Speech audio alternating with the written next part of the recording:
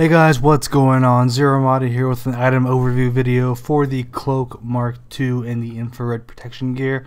Both of these two items are now available after the drop zone update. The Cloak Mark II can be purchased GP or Zen, 3-day, 7-day for 1,700 and 4,000 roughly for GP, and for Zen 7-day, 30-day, and permanently for 280, 850, and 1,000 Zen. Likewise for the infrared protection gear, also can be purchased via GP or Zen.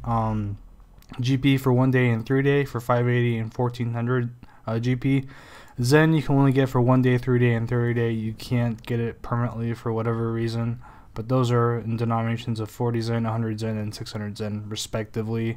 And ultimately I think all these items will be eventually phased into GP permanent purchase options once they're a little bit older and once new content gets released. So keep that in mind as well.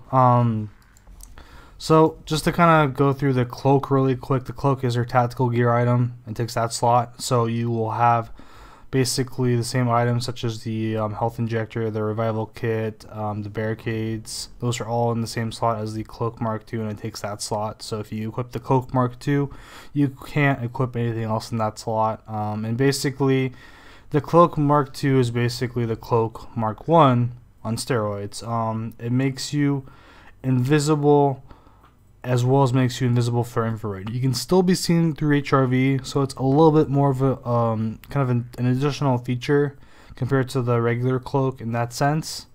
More of a difference though is the fact that if you go to the Cloak, it actually renders you invisible until turned off. Cloak Mark II, it's only invisible for 10 seconds. So that's kind of the main difference between the two items right there. You have a cooldown on the Mark II, you don't have a cooldown on the Mark I. Moving on to the infrared protection gear, basically not really much to talk about in this. It's a tactical gear item, so it takes the place of, or takes a slot that's similar to like your grenades, your blackouts, your mines, your other protection gear, and stuff like that. And basically with this equipped, you will not be seen through infrared scopes. And honestly, not a lot of people use infrared scopes, but I think it'd be a good addition for maps that kind of, you know, are long distance or have a lot of areas where you can kind of utilize the infrared scope a lot more easily in kind of open maps and stuff like that. So that's kind of the purpose of the infrared protection gear from that sense.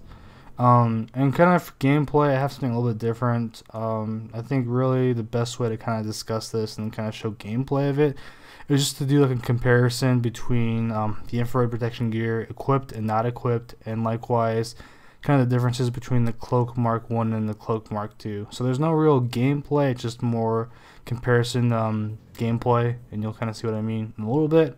But thanks for watching as always, guys. Much appreciated. Hope you find this real helpful. And as always, leave anything down below in the comments box if you have any questions or comments or anything like that.